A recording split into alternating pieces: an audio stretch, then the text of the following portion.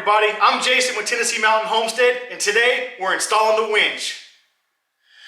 So a couple months ago, I picked up this Badland ZXR 3500 from Harbor Freight.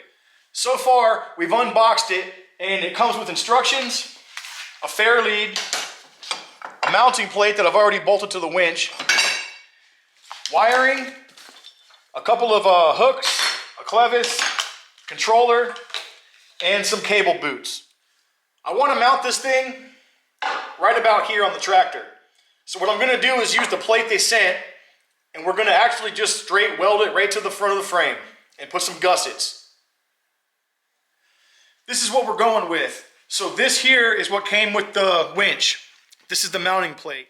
Those pieces of steel that I just cut out came from stuff I've gotten from the job sites I work.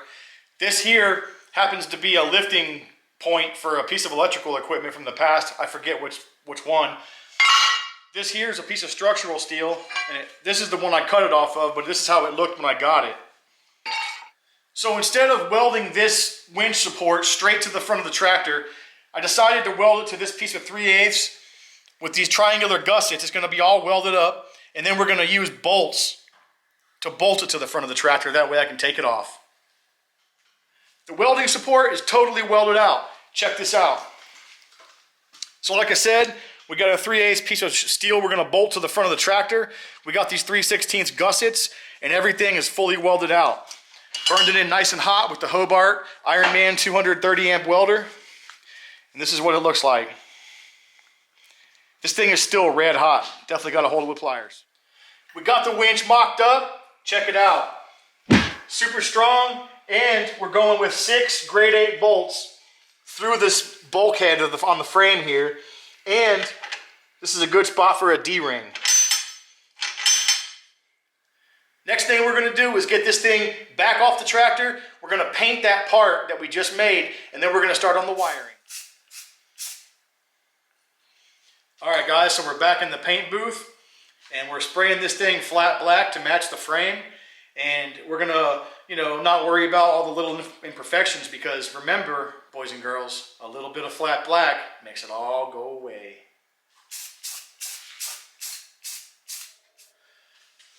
So it's been several hours later. It's about 8:30 at night, and I got all the wiring done. I got everything in place, and I'm going to showcase it before we put this thing back together. So check it out. The first thing I did after I mounted the winch was I mounted the relay. So I located it right up in here. It was the only place for it, right up in the front there.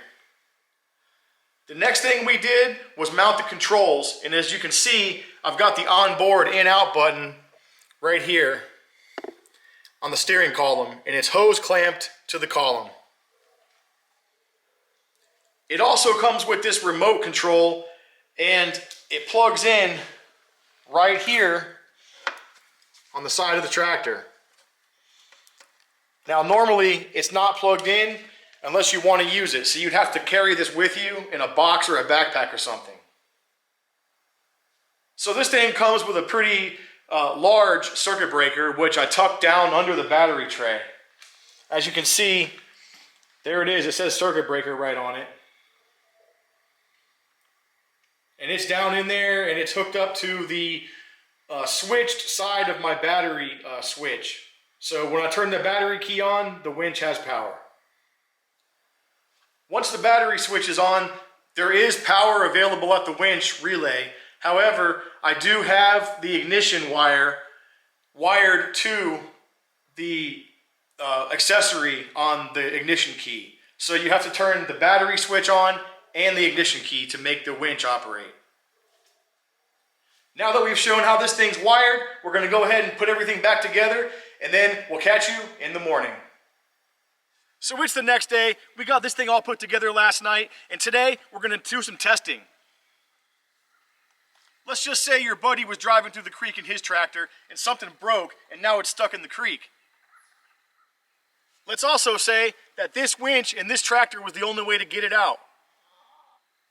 However, in between the two tractors, you have this 3.5 foot berm between broken tractor and winch tractor. Let's get it slung up and find out. All right, here we go. Hopefully I don't end up wearing that winch hook on my dome.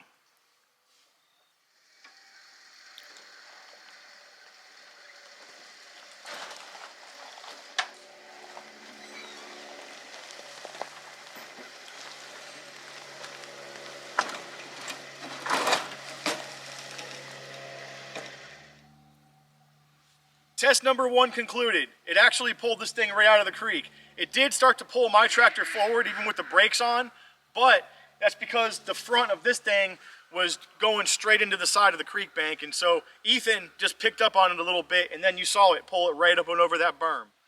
All right, next we're going to do a strength test.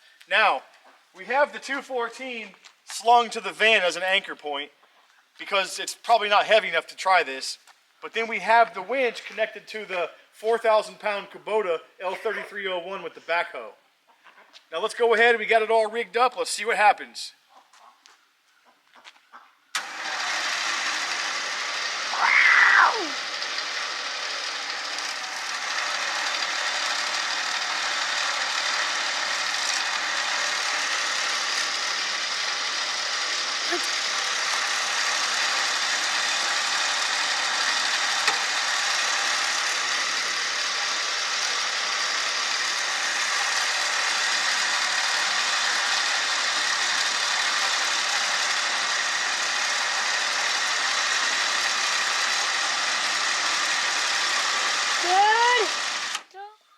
All right, the last thing we're going to do isn't going to be very impressive because we know it's going to be easy for it, but it's still going to look cool.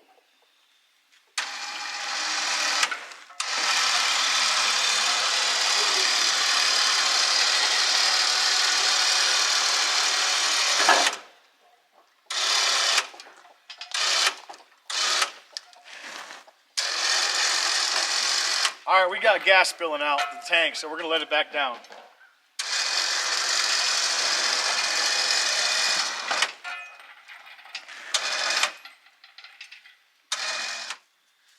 That's going to be a wrap for today's video, guys. I hope you really enjoyed it. Please like, subscribe, and comment. Once again, my name's Jason with Tennessee Mountain Homestead, and we'll see you on the next one.